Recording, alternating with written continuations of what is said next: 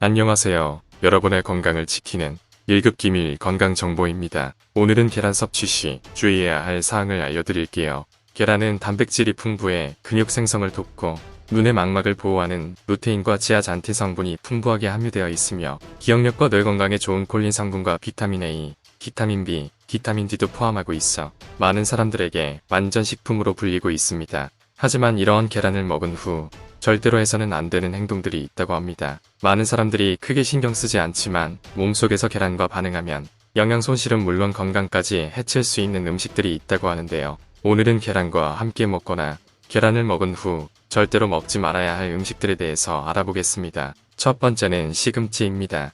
시금치에는 옥살산이라는 성분이 다량 존재합니다. 이 성분은 계란 노른자에 많이 함유되어 있는 철분과 만나게 되면 물에 녹지 않는 철, 옥살산 착물을 만들어냅니다. 이 물질은 인체에서 잘 흡수되지 않고 배설되기 때문에 철분의 흡수까지 방해한다고 알려져 있습니다. 철분은 혈액의 산소 운반 능력을 증가시키고 면역력을 강화하는데 중요한 영양소입니다. 따라서 지속적으로 시금치와 계란을 함께 먹으면 철분의 흡수가 방해되어 빈혈이나 면역력 저하, 심하면 신장결석이나 요로결석의 문제가 발생할 수 있습니다. 또한 시금치의 수산 성분은 계란 속 철분과 반응해 물에 녹지 않는 결합체를 만들어내는데요. 이 결합체는 위장관에서 잘 소화되지 않고 변비나 소화불량을 유발할 수 있습니다. 두 번째는 식초입니다.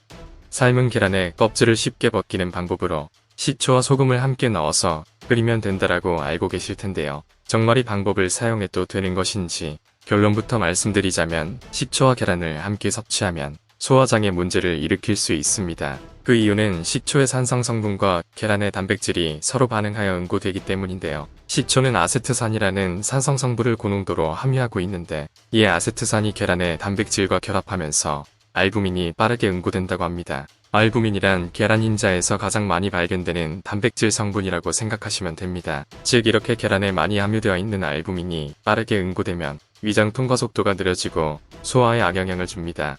2014년 대한영양학회에서는 아세트산이 알부민과 결합하면 이들 물질은 소화에 필요한 위산과 인산을 중화시키고 이로 인해 위산 분비가 저하되어 소화효소의 활성도가 떨어지며 이러한 과정으로 인해 소화가 지연되고 위장에 무리가 가해질 수 있다고 발표했습니다. 또한 식초와 계란을 동시에 섭취하면 영양소 흡수가 방해될 수 있다고 하는데요. 아세트산과 알부민이 결합하여 형성된 응고물질은 다른 영양소들의 흡수를 방해하므로 이로 인해 필수 영양소들의 흡수 또한 저해될 수 있다고 합니다. 그렇다면 계란 껍질을 쉽게 까기 위해서 식초물에 삶은 계란을 담가 드시는 방법을 사용해서는 안 되는 걸까요? 정답은 아닙니다. 사용하셔도 됩니다. 이유는 계란 껍질 부분이 잘 보호해주고 있기 때문에 식초물에 계란을 담가 두셔도 됩니다. 다만 계란의 내부를 껍질 부분이 온전하게 보호하고 있는지 반드시 확인하셔야 합니다. 식초가 직접적으로 흰자 표면에 닿는 것은 최대한 피하셔야 하기 때문입니다. 이후 차가운 물에 계란 표면을 깨끗하게 씻어서 드시는 걸 추천드립니다.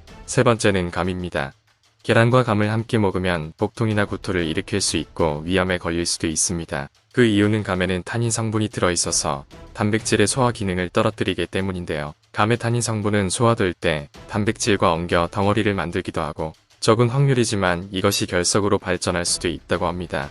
계란을 먹거나 계란이 들어간 반찬을 먹은 후에는 후식으로 감을 먹는 행동은 자제하는 것이 좋습니다. 네 번째는 차입니다. 식사 후 입안을 개운하게 하기 위해 녹차나 홍차 등 각종 차를 마시는 분들이 많은데요. 반찬 중 계란이 있었다면 식후 차를 마시는 행동은 하지 않는 것이 좋을 것 같습니다. 찻잎에 다량으로 함유된 타닌산이 계란의 단백질과 만나면 수렴성을 가진 타닌 단백질이 생성되어 장의 연동 운동을 느리게 만든다고 합니다. 이러한 작용은 변이장에 머무르는 시간이 길어지게 만들어 변비가 생길 뿐 아니라 유독물질과 발암물질의 인체 흡수 가능성도 높여준다고 하니 최소 1시간 이상의 간격을 두고 마시는 것이 좋습니다. 다섯 번째는 두유입니다. 계란을 먹을 때 건강을 위해 두유를 함께 먹는 분이 많으신데요. 이는 매우 좋지 않은 행동입니다. 계란과 두유, 콩국 등은 함께 먹거나 바로 먹으면 영양 손실을 가져온다고 합니다. 두유에 함유된 단백질 분해 소화 요소인 트립신 성분이 계란 흰자에 함유된 단백질과 만날 경우 영양 손실을 크게 주어 계란의 영양 성분과 두유의 영양 성분 모두 파괴되는 역효과가 발생한다고 합니다. 계란과 두유는 꼭 시간 간격을 두고 마시는 것이 좋습니다. 여섯 번째는 약입니다.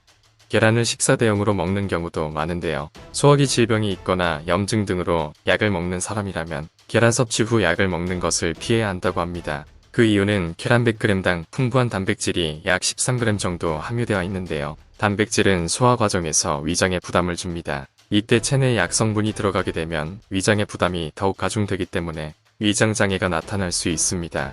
염증이나 소화기 관련 약을 복용하고 계신다면 계란의 섭취는 주의하시는 것이 좋습니다. 여기까지 계란과 같이 먹거나 직후에 먹어서는 안 되는 음식들에 대해서 알아봤습니다. 체질과 건강 상태에 따라 나타나는 증상이나 정도는 다르겠지만 영양분의 흡수와 신체 건강을 위해서 오늘 말씀드린 음식들은 계란과 시간 간격을 두고 먹는 것이 좋을 것 같습니다. 다음 에피소드에서는 더욱더 건강에 도움이 되는 정보를 들고 찾아뵙겠습니다. 구독과 좋아요는 무료입니다. 화면에 보이는 것과 같이 한 번씩 눌러주시면 채널을 운영하는 데 큰 보탬이 됩니다. 감사합니다.